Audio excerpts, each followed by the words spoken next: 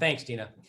Well, thank you everybody for joining us for today's AAMA Member Connect webinar, which is part of our COVID-19 Road to Recovery series. My name is Pete Gustafson. I'm the Executive Vice President for AAMA, and I'll be the moderator for this conversation. Today is a national holiday recognizing Martin Luther King Jr.'s birthday. In a typical year, most of you would have your locations filled with families and school-age kids looking for a break from the winter-induced cabin fever the northern half of the country is going through right now. But this is anything but a typical year. This is our first webinar of the new year, and our plan going forward is to hold one per month leading up to the Amusement Expo International, scheduled for June 28th through the 30th in Las Vegas. These webinars will focus on what you need to know to bring your business back online after months of government-mandated shutdowns due to the pandemic. Today's conversation will focus on the second round of PPP loans, updates on the emergency, injury, and disaster loans, and loan forgiveness for the first round of PPP. I'll begin with an introduction of our two special guests, followed by a conversation about the federal loan programs. After their presentation, our guest speakers will answer as many of your questions as we have time for. You can pose your questions by typing them into the Q&A tab at the bottom of your screen, and you may begin to do so now and throughout today's program. If we are unable to get your question, we will do our best to provide answers in the recap email we'll be sending out following this webinar. And please note, this webinar will be archived on AAMA's website for future viewing. And now let me introduce our guests. Randy Nuckolls is a partner in Dentons Washington, D.C. office and a member of their public policy practice. He has more than 30 years experience working on federal policy issues. Mr. Nuckolls counsels clients on federal legislative, regulatory, and ethics issues. He assists in planning legislative strategy and offering input to members of Congress and congressional committees. Randy provides advice and guidance on regulatory matters before numerous federal agencies. Randy served for 10 years in the United States Senate in senior staff positions, including 6 years as chief counsel and legislative director for Georgia Senator Sam Nunn. He has served as general counsel or Washington counsel for corporations, higher education institutions, and trade and nonprofit organizations. A major focus of his work in recent years has been in advising clients on federal ethics issues, federal election law, lobbying law compliance, and the Foreign Agent Registration Act. Welcome, Randy. Gary Goldberg is a senior policy director in Denton's public policy and regulation practice. He specializes in federal legislative, regulatory, and public policy advocacy, and in providing political intelligence to corporate, trade association, nonprofit, and governmental clients, with a particular emphasis on financial services and tax and budget-related matters. Gary focuses on all aspects of the agenda of the House Financial Services Committee, the Senate Banking Committee, the Ways and Means Committee, and the Senate Finance Committee. Prior to joining Dentons, Gary spent 10 years serving Democratic members in the House of Representatives, and he has extensive relationship with members of the House Democratic Caucus. During his tenure in the House, Gary staffed members of the Financial Services Committee, the Judiciary Committee, and the Appropriations Committee. Gary served as legislative director and counsel to U.S. Representative Brad Sherman, in which capacity he handled all of the congressman's work on the Financial Services Committee, including banking, capital markets, housing, insurance, bankruptcy, and consumer protection issues. He previously served as legislative director and counsel to U.S. Representative Maxine Waters, handling the Congresswoman's work on the Financial Services Committee and the Judiciary Committee. Gary began his career on Capitol Hill with U.S. Representative Carrie Meek, serving as the Congresswoman's legislative director and managing Appropriations Committee issues with a particular emphasis on Treasury Department issues. Welcome, Gary.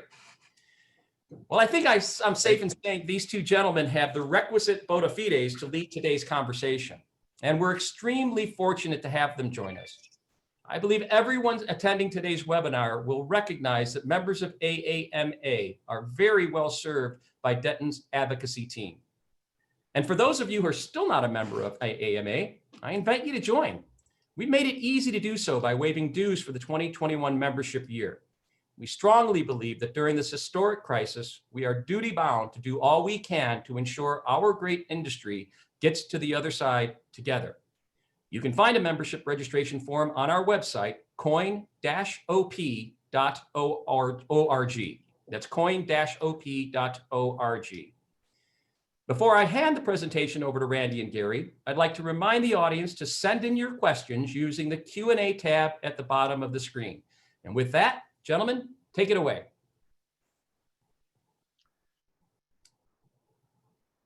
Pete, I'm very Gary, very interested in proceeding to answer members' questions with respect to the new program. You've generously shared several of those questions with us in advance of the today's event, and we'll try to get to as many questions as we can. It's clear that you have over 70 pages of legislative text specific to the PPP program in the Consolidated Appropriations Act that was passed on December 27th. That act required that various regulations be produced by the SBA within 10 days. And sure enough, on January 6th, the SBA produced over 100 pages of regulations with respect to the PPP program. Despite all that verbiage, many of the questions that will arise are not necessarily answered within those regulations. So we certainly advise that if you have technical questions that you follow up with us or consult with your tax advisor or your accountant, because there's several very technical questions with respect to accounting issues that need to be drilled down into greater detail. So what do we have in terms of the PPP program? You have a program that was established to respond to the COVID-19 crisis, $530 billion in PPP loans made before the program expired on August 8th of 2020, $132 billion in the program remaining at the point at which the program expired. This new bill provides $285 billion basically in support for the PPP program. Some of that support is earmarked. What I mean when I say earmarked is it's specific to certain types of organizations. You have $35 billion of the $284 billion that's earmarked for first-time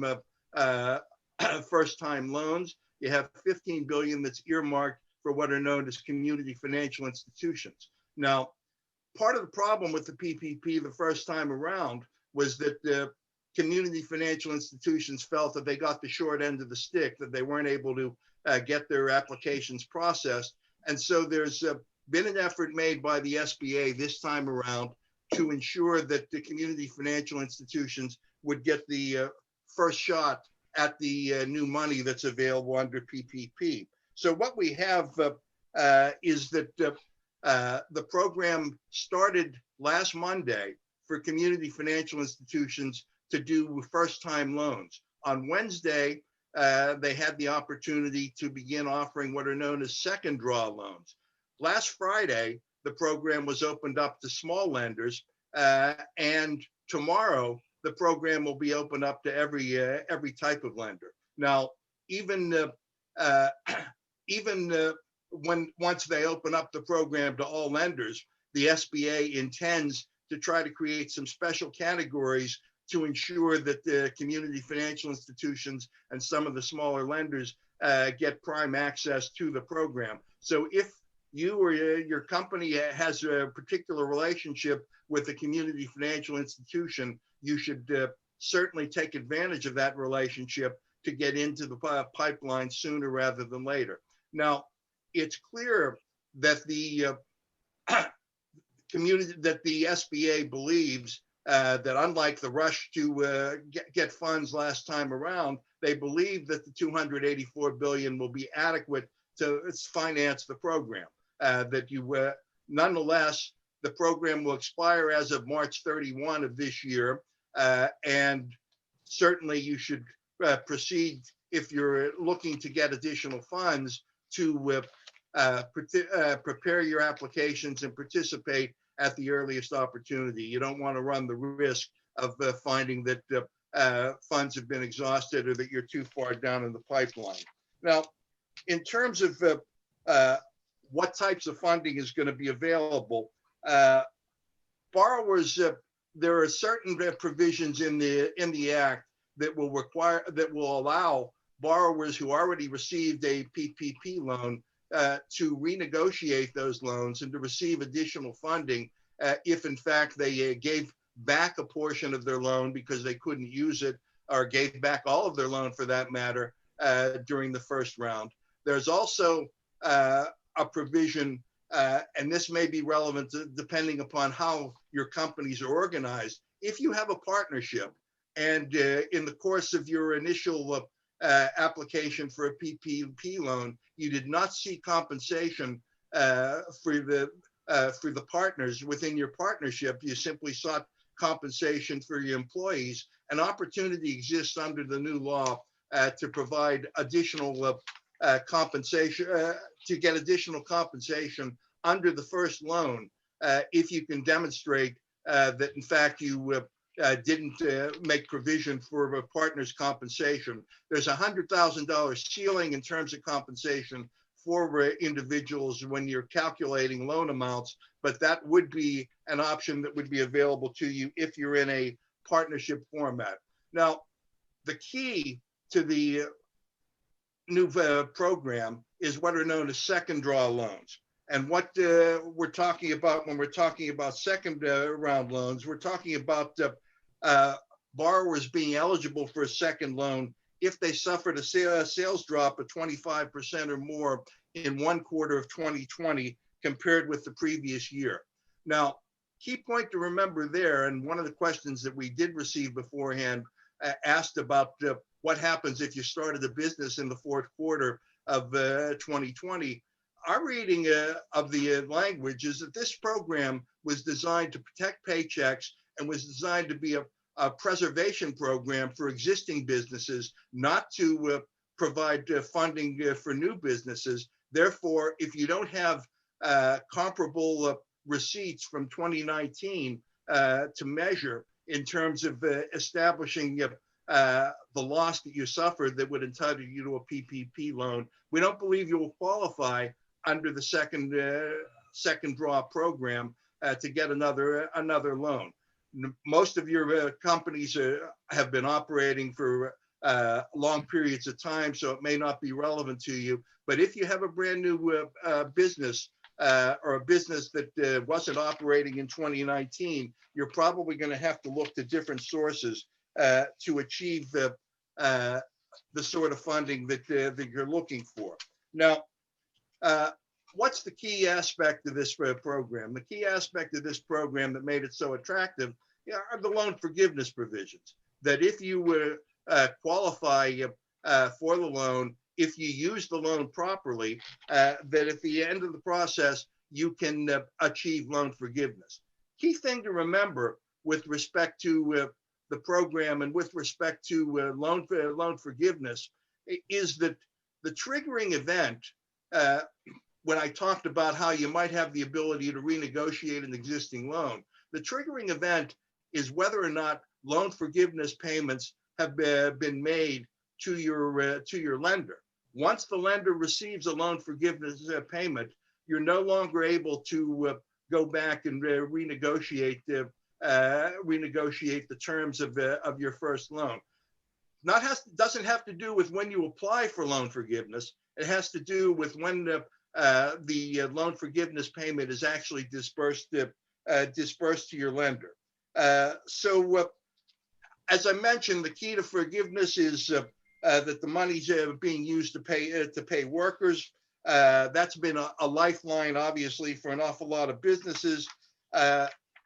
What you're going to have once they resume the PPP program for everyone is you're going to have, in addition to the requirements to reapply for the existing PPP loan or to request a loan increase, I've talked about partnerships. Let me talk for a second about seasonal employers. Now, most of your businesses operate on a year-round basis, but some of you may be seasonal businesses, particularly on the East Coast. And if you're a seasonal business, Section 336 of the new act from December 27th revised the method by which a seasonal employer determines its maximum PPP loan amount. You're now allowed to use the average total monthly payments for payroll for any 12-week period the employer selects between February 15, 2019 and February 15, 2020.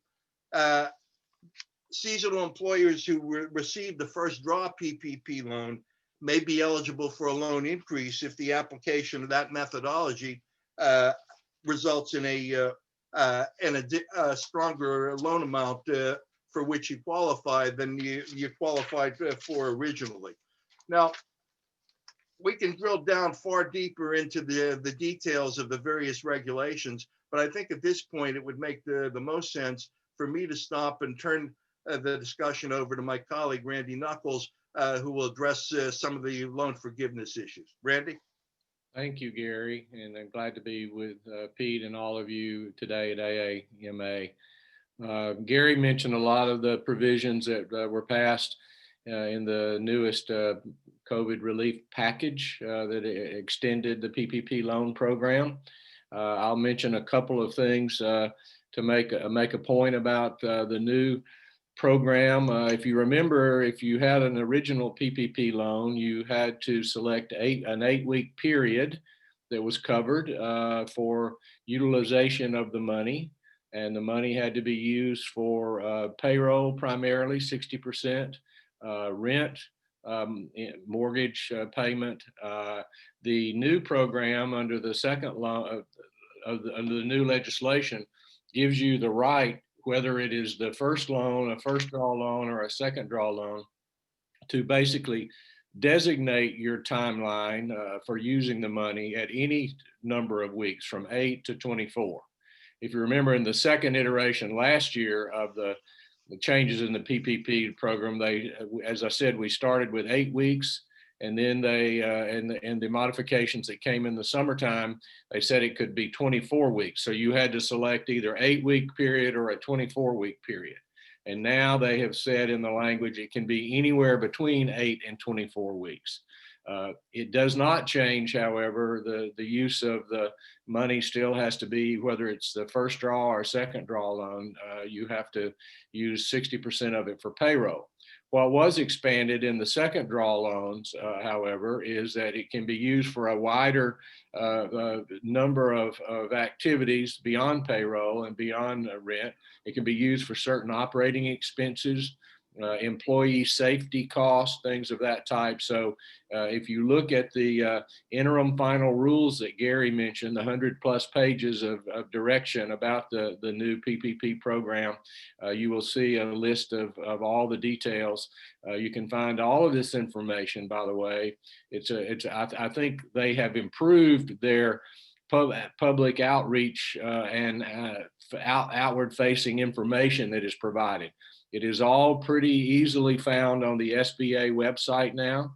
If you Google some question that you have, how do I apply for a PPP loan forgiveness? You call up the FAQs that have been published on the SBA website.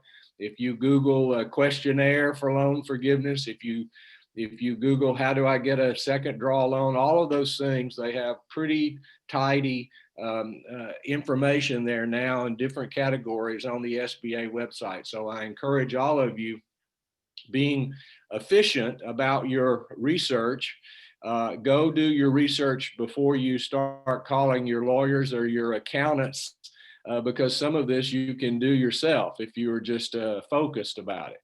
And so I'm pleased that SBA at least has improved the information flow in an organized way.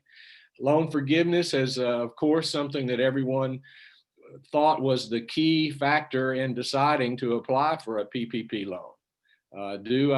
Can I get all of that loan forgiven so that it's basically funds that I was able to use without any repayment responsibility? You have until, if you haven't applied already for your loan forgiveness, if you had a first draw loan, you have 10 months from the end of your covered period. If you originally designated your covered period as 8 weeks from the time the loan was received by the bank, the lender, then at the end of that 8-week period, You have 10 months from then to apply for the loan. You can still, before you have to start repaying the loan, you can apply later, but you, in the meantime, would have to have started repaying the loan under the terms of the loan agreement, whether it was a 2-year loan agreement or a 5-year loan agreement. Remember, last summer, they changed the loan agreements from 2-year length loans up to as much as 5. And that was something that if you had a loan, you had to go back and reestablish with your lender that it was an extended amount of time for repaying the loan. So you need to be aware of that timeline for applying for the loan forgiveness. There are updated forms that were released in January about loan forgiveness.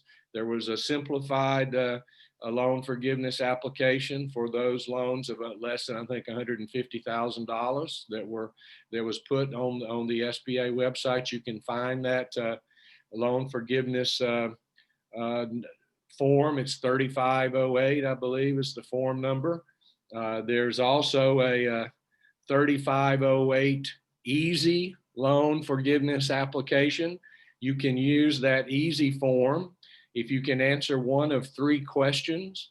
1, you were self-employed, or you had no reduction in employees, or you didn't reduce any employees' pay by more than 25%.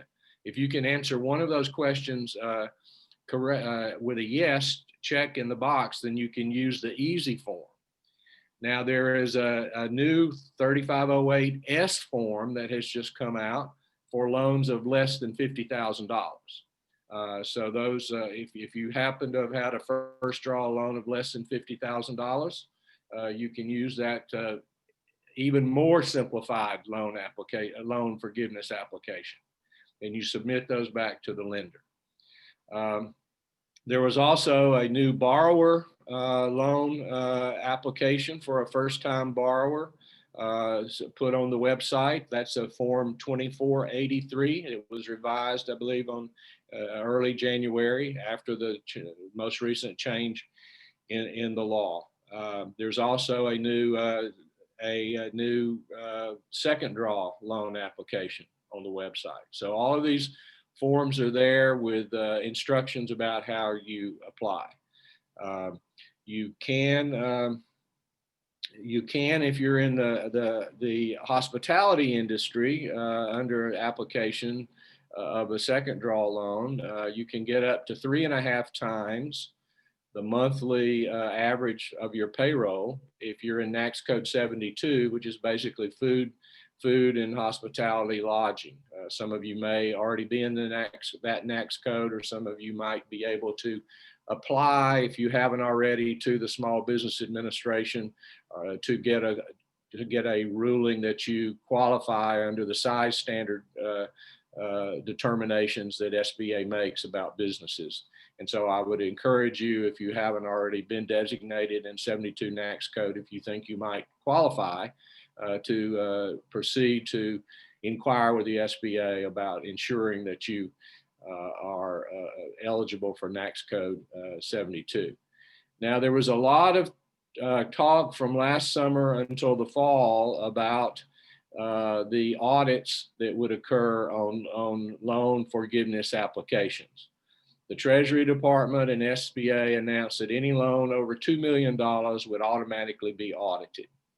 And then they released in October a questionnaire that caused a lot of heartburn for a lot of businesses, particularly borrowers of large amounts of money, because it asked for a lot of detailed information, not only about their economic situation back in March and April when the pandemic began, but also about how they had fared in August and September, and how had things actually turned out as opposed to how they expected things might turn out in regard to their economic viability.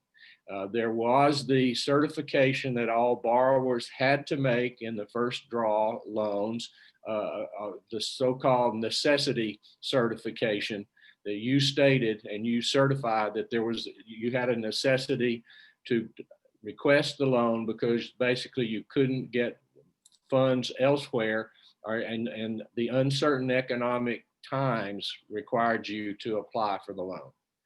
If you remember, that was a controversy in the spring when some very high profile businesses were announced that they got very large loans. The Los Angeles Lakers and other big entities received $8 or $10 million loans. And so it was a controversy about whether large businesses should not have applied, did not have a necessity to request a loan. So there was in the spring a safe harbor period created where borrowers could return the money without any issue arising about whether they had a need for the money or not. If they did not return the money during that safe harbor window, then they are required to, if they're over $2 million, justify their necessity in this questionnaire. And it has caused some issue. The Senate Small Business Committee, the House Small Business Committee has looked at it. In particular, the Senate Small Business Committee had a couple of hearings about the PPP loan program. But this last iteration of legislative language that was passed by Congress did not address the questionnaire issue and did not remove it. So that questionnaire does have to be completed by anybody that got more than $2 million in loan proceeds within 10 days of the time that they submit their application to the bank for loan forgiveness. There also has, however, been in the FAQs that have been online saying this, I think it's FAQ number 46, that if you received less than $2 million, you are deemed to have had a necessity. So that basically SBA will not question whether you had a necessity for the loan if the loan is less than $2 million. That doesn't mean they might not question your information if you submitted incorrect or inaccurate or even fraudulent information, that you couldn't still be audited and your loan forgiveness could be rejected. But they will not question if your loan is less than $2 million, whether you had a need to request the loan to begin with, at least under the policy that they put out in the FAQs. So I'll stop at that point, Gary. You look like you want to add something. Yeah, Randy, let me break 3 brief points, and then I think we can move on to questions. First point, the maximum loan amount under the second draw program is now $2 million. Right. Secondly, you may have heard about what's known as the Shuttered Venue Operators Program. That's a separate grant program of $15 billion. The reason I mention it in this context, and I don't know whether or not any of these companies on this call would qualify, but if you get a grant for under the Shuttered Venue Operators Program, you're not eligible for a second draw PPP loan. Finally, with respect to Randy's point about the maximum loan amount and the way you calculate monthly payroll costs, he mentioned properly that businesses that have the NAICS code 72, the hotel code, can get 3.5 times their average monthly payroll cost rather than 2.5 times. But the key point is when you submit your application, you've got to certify as to the accuracy of the representations that you're making.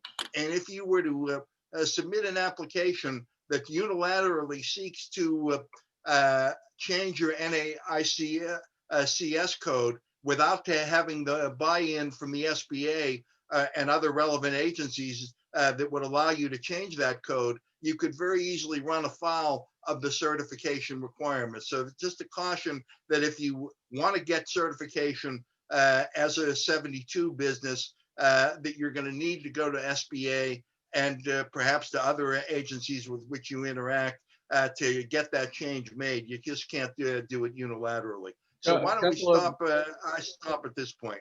A couple of additional points about the second draw loan. One, 501c6s, Pete, are eligible. So I assume AAMA is eligible to apply for a PPP loan now if you wish to do so, yep. Whereas before you could not. And then secondly, you do have to show to get a second draw loan that you have to compare a quarter in 2020 to a quarter in 2019. So you have to be able to show you had a 25% reduction in gross revenues on a comparative basis, quarter to quarter from 2019 to 2020, or if you prefer to use the entire year of 2020 versus the entire year of 2019, you can do that. And if you can show a 25% reduction in gross receipts, then you are eligible for that second draw loan. So they have limited, they are really trying to drive the program to those who have been most severely impacted by the pandemic, rather than just anyone who applies. And to that end, they have reduced the employee requirement. It used to be 500 or fewer employees would qualify you for a loan. Now we're talking about 300 or fewer employees. Right. Pete, we'll stop there and then see if there are questions. Well, sure. And this one came from a couple of folks. Brandon Nades and Rich Babbage are asking, do you need forgiveness of the first round prior to obtaining the second round loan? No. You don't? No. You have to use or certify that you will use the proceeds of the first loan before you receive the second loan. But forgiveness of the first loan is not a condition of obtaining a second loan. And just remember, you're not required to seek forgiveness of the loan. Right. You will be, if you don't seek forgiveness, you will be required after that 10-month period from the end of your covered period to start repaying the loan at 1% interest, but you're not required to repay it. So you've had the use of low interest funds, if you will, that you would have to start repaying, but that doesn't prohibit you from seeking a second loan. And Randy, follow up on that one. Those terms are the same first to second loan in terms of the percentage rate that you would have to pay should you choose not to seek forgiveness? I think so, yes. I haven't seen any difference there in any of the documentation. Thank you. Jeff Blair asked a question. He's a fellow that started a business in 2020, and he says, concerning the 25% revenue decrease requirement, what period should be used for businesses that were started in the last quarter?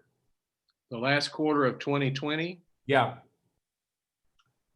That's the problem I tried to address in my opening remarks. Yeah, I think if you didn't start a business until the last quarter of 2020, you're not going to qualify because you don't have a comparable period in 2019 against which to measure the decrease. Yeah. So there's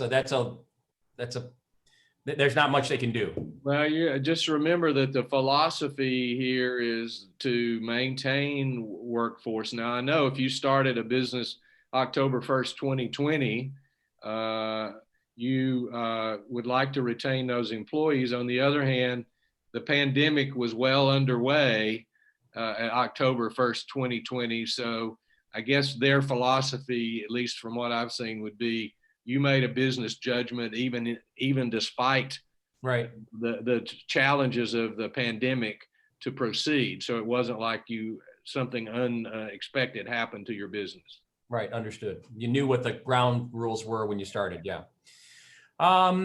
Dave Nottingham. That wouldn't preclude you from going to SBA or an SBA authorized lender of some type and receiving hopefully a low interest small business loan of some kind, a more traditional loan under the SBA loan programs. Got it. Right. It would simply be a loan rather than the potential for a grant. Right. You wouldn't be, they wouldn't be subject to forgiveness. Right. Got it. Correct.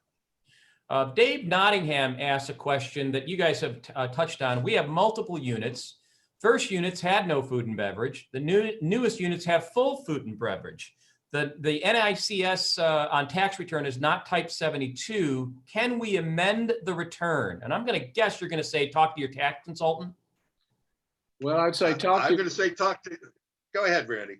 Talk to your tax consultant, yes. And it seems that that if your newer entities qualify for NAC 72, that ought to be reflected on your future tax returns. That ought to be, you ought to get some verification of that from looking at the SBA size standards and the protocol for qualifying and getting a size standard determination through the SBA normal size standard process. You may have some additional work to do if you're migrating, if you will, from a former NAAQS code, or that you have some units that are considered one NAAQS code, and you might have some units that are NAAQS code 72. So you might have a mixture of different NAAQS codes. In that case, it gets a little complicated, I suppose, on your loan application, because I don't know whether they would let you aggregate all of the numbers for a mixture of NAAQS 72 and non-72, where the NAAQS 72 gets 3.5 times a monthly passed, and the non-NAAQS 72 only gets 2.5 times the monthly average payroll as the maximum loan amount. But at a minimum, even if you would still be able to get 2.5 times your monthly payroll. Yeah. Yeah, good point. So there's still money available for him. Yeah. Yes.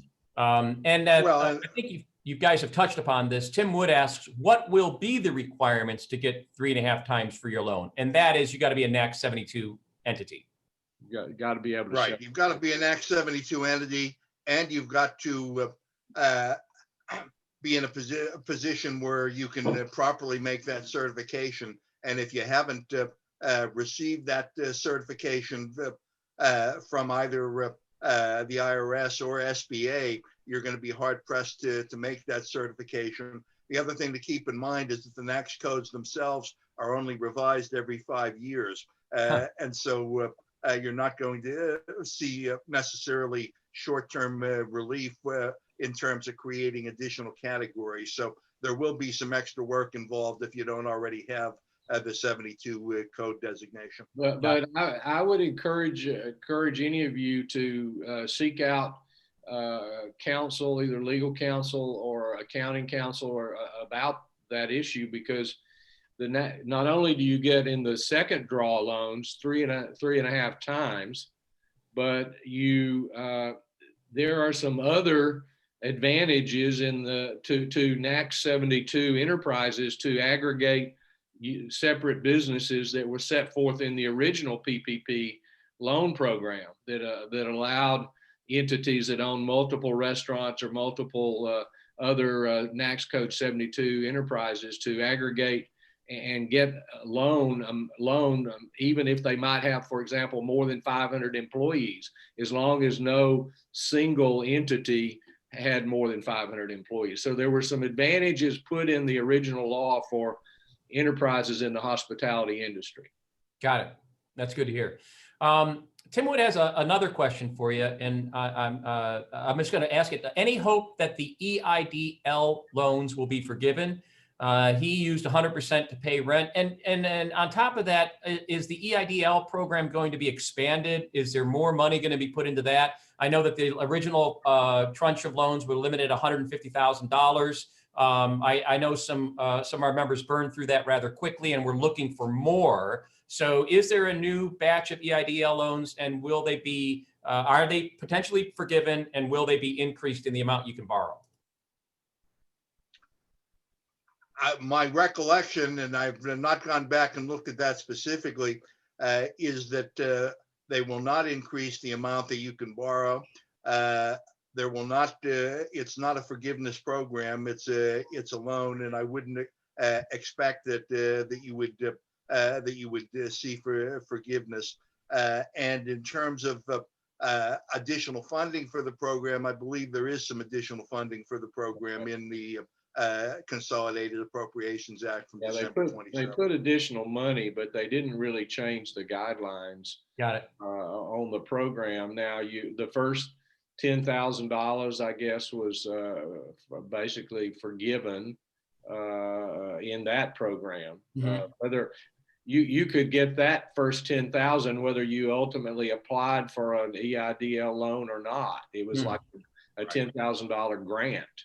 And there were issues about overlapping PPP and EIDL loans. You had to be able to show that you use the original EIDL loan program under the law last year allowed you to spend the money on a much broader list of expenditures than the PPP. Now with the second draw, with this new iteration, you can expand your use of the money under the PPP program to some things, operating expenses, for example, that you couldn't use the money for initially. So I encourage you to maybe look at the PPP loan program first and see if it might fit your needs. But there are some ways you can match up both of those as long as you're not using the proceeds for the same purposes. You'd have to segregate and be able to show that, okay, I use the EIDL loan monies for things that completely different than what I use the PPP loan money for. Got it. Thank you. David Cohen asks, is there a provision for a company to be able to qualify for this round of funding based upon a decrease in revenue in quarters 1 or 2 in 2021? I've not seen one. I believe the relevant benchmark is 2020 in relation to 2019.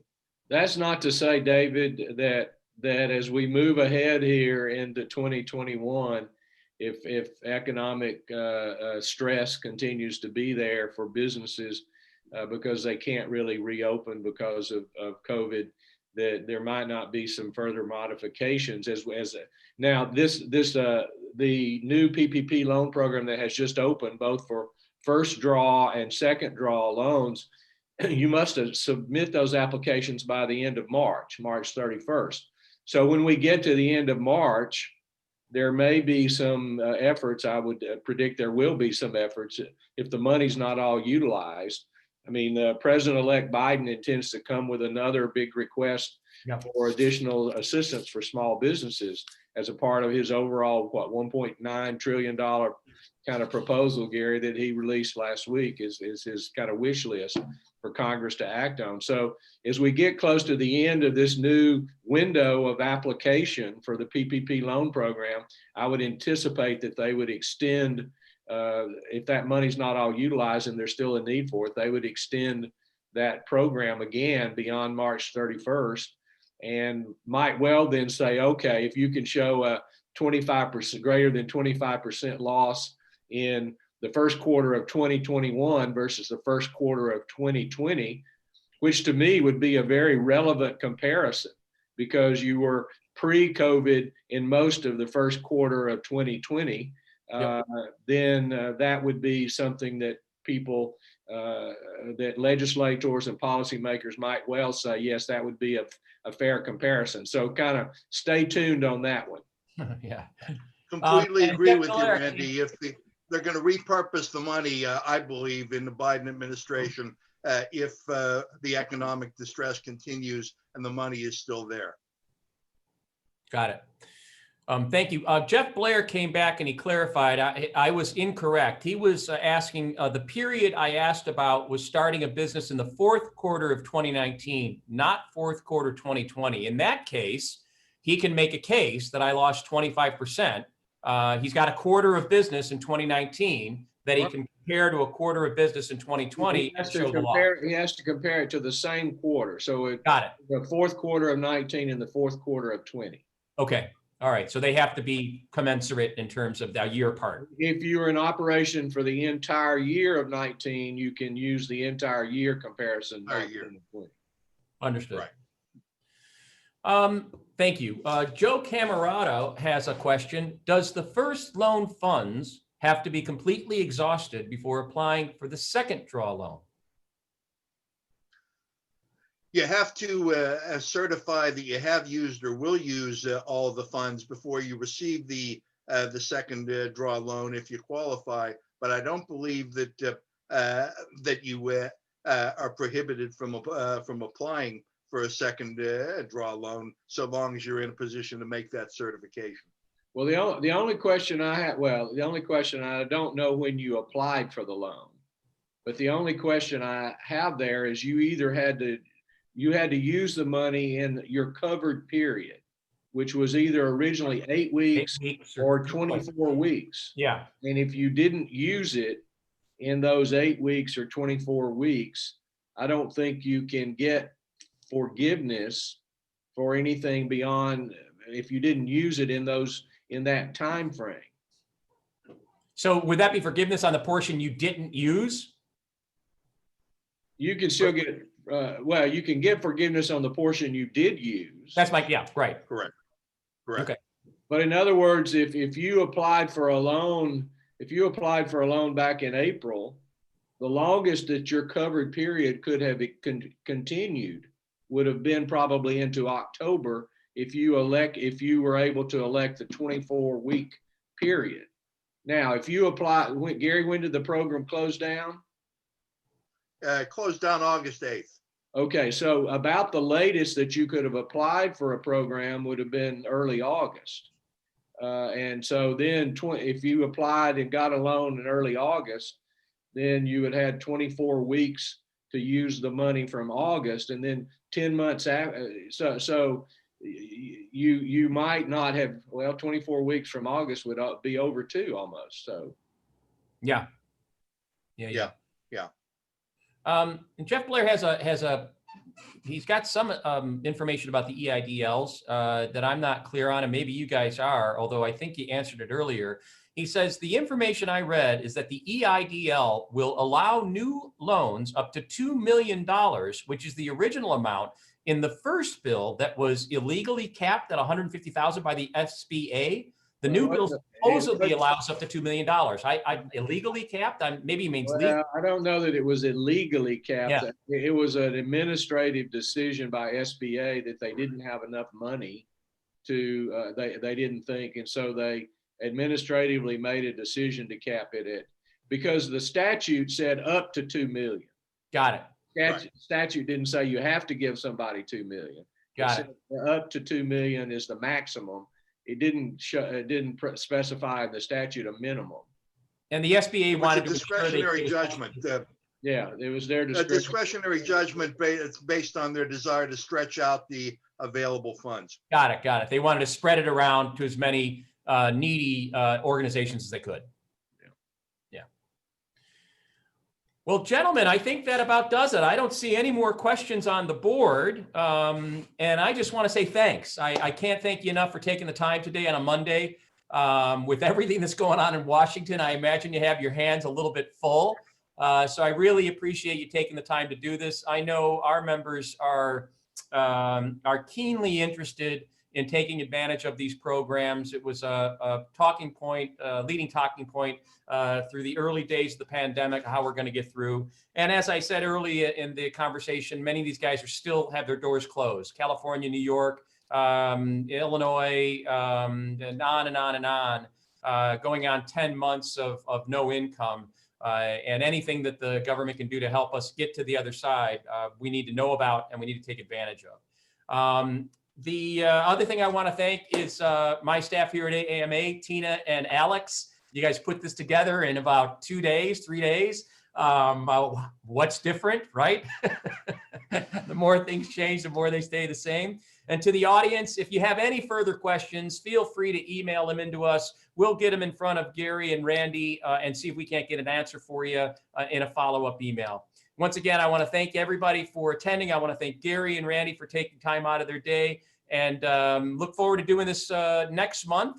So look for the announcement. Hopefully it'll come out a little bit sooner than a few days in advance, and we will be able to get this going. Gentlemen, thank you very much. I hope you have a wonderful Martin Luther King Day.